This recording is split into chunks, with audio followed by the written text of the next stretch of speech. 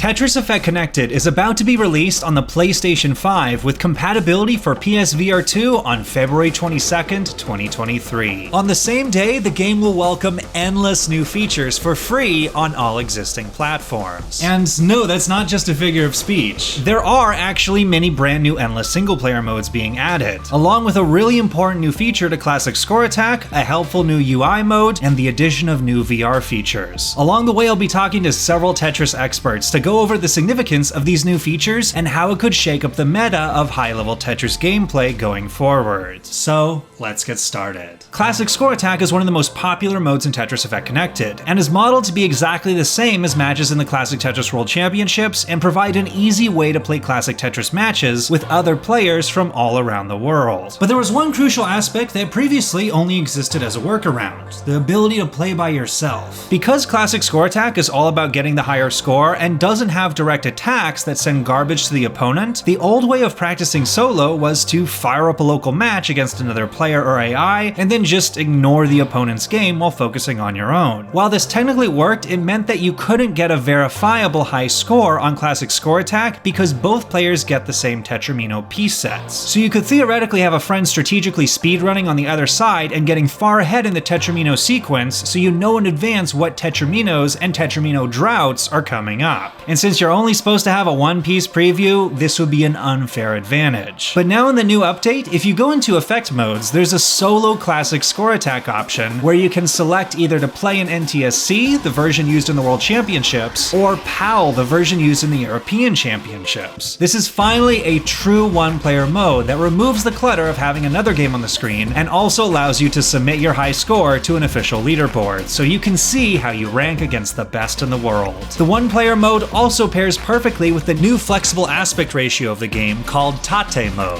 which allows you to turn the playfield 90 degrees to play vertically on one-player modes and really take advantage of all the screen real estate on the Nintendo Switch. So what other modes are affected by this? There's also the new Endless option in Master mode, to which I turned to a Tetris expert to find out more. Hi, my name is Yoshimi. My pronouns are she, her, and I've been a part of the Tetris Effect community since the release on the Epic Games Store in 2019. Yoshimi explained to me that the goal of Master Mode is to clear 300 lines. Every 10 lines, the speed increases, creating 30 difficulty levels known as M1 to M30. But the speed isn't measured by how fast it takes Tetraminos to drop, since by default, Tetraminos instantly land on top of the stack. So what does speed mean in this mode? The main thing that makes Master Mode difficult is the amount of time you have before the piece locks. So whenever you spawn the piece, the game looks at like, okay, how long has it been since the last time you moved the piece? At higher master levels, that amount of time you have decreases like pretty significantly. On M29, the time you have is 110 milliseconds. So that's like almost a tenth of a second. And M30 is 92 milliseconds, so just under a tenth of a second. So if you've seen like high level master play,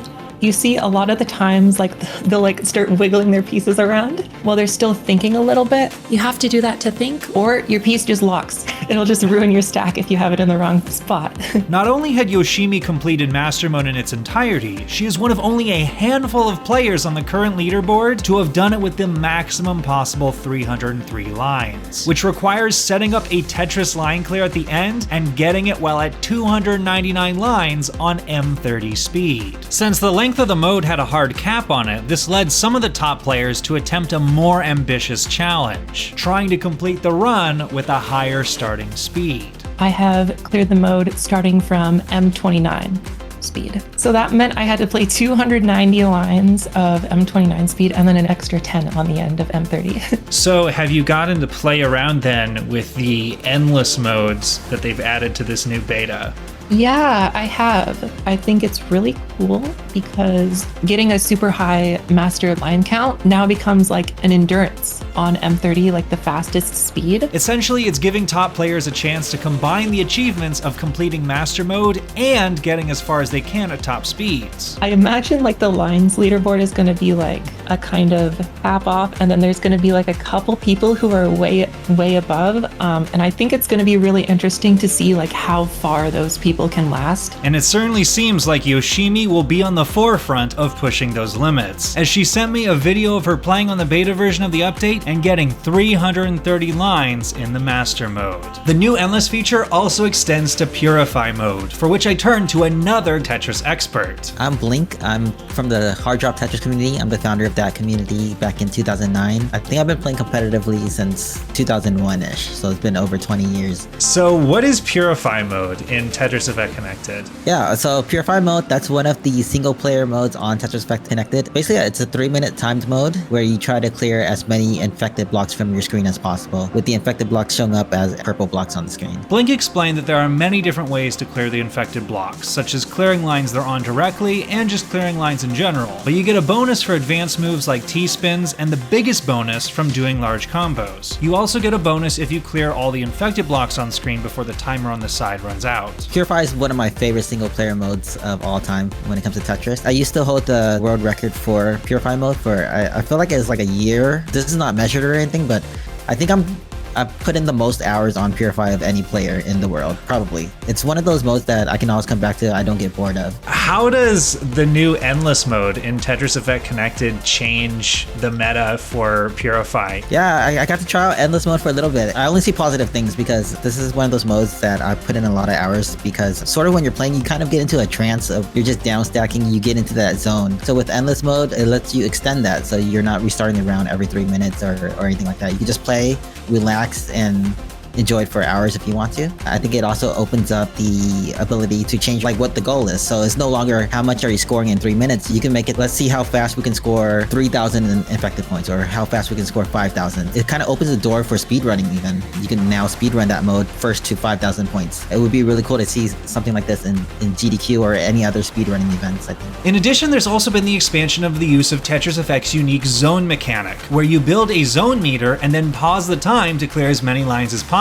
before the zone runs out, and all the lines get cleared at once. Originally, it was only featured in Journey mode and Zone Battle, but now it's been added to Marathon mode as well. To talk more about it, I turned back to Yoshimi, who has a pretty startling Tetris career achievement when it comes to getting curbtresses, an extra difficult type of line clear while in the zone where you fill up the entire playfield plus an extra row on top. I've actually cleared over 1,000 curbtresses over the course of like 2-3 years, something like that. And I recorded them all, so I have this like gigantic database now, and I have no idea what to do with it, but I have it. So what are Yoshimi's thoughts on Zone Marathon mode? I think this mode is like interesting comparing it to the normal marathon mode, because it kind of like breaks the rigid structure that's kind of set up in normal Tetris stacking, because in the normal marathon mode, the best strategy is actually what we call pattern stacking, which means you continuously build the same pattern over and over again. So T-spins are the most efficient to clear, so you want to get as many T-spins as you can. But what Zone does is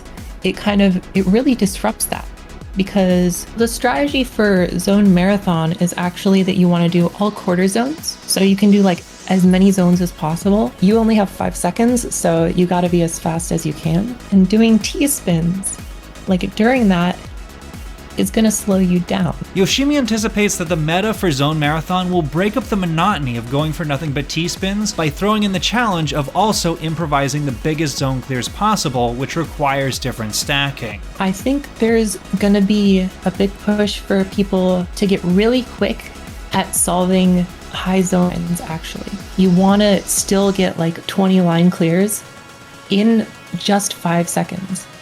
And so there's going to be like a lot of speed solving, which I think is really cool. Finally, the PS VR2 release will also include a unique feature that isn't available on other VR platforms, where you can actually enable eye tracking to enter the zone by closing and opening your eyes. There's also a bunch of additional technical features added to the PS5 release, such as enhanced haptic feedback for DualSense, PS VR2 Sense controllers, and the PS VR2 headset itself, in addition to 4K support. So be sure to check out the links in the description if you want to get Tetris Effect Connected for any of the available platforms. The game has expanded so so much since its original release in 2018 that it's really now a comprehensive experience of all the different things you can do in Tetris nowadays. There's single-player journey, sprint and marathon modes, tons of unique challenges, customizable online and local matches and arenas, and a way to practice and play classic Tetris without having to get all the retro gaming equipment. And be sure to check out the enhanced Discord server for any further questions or ways to get more involved with the Tetris Effect connected community. Thanks for watching.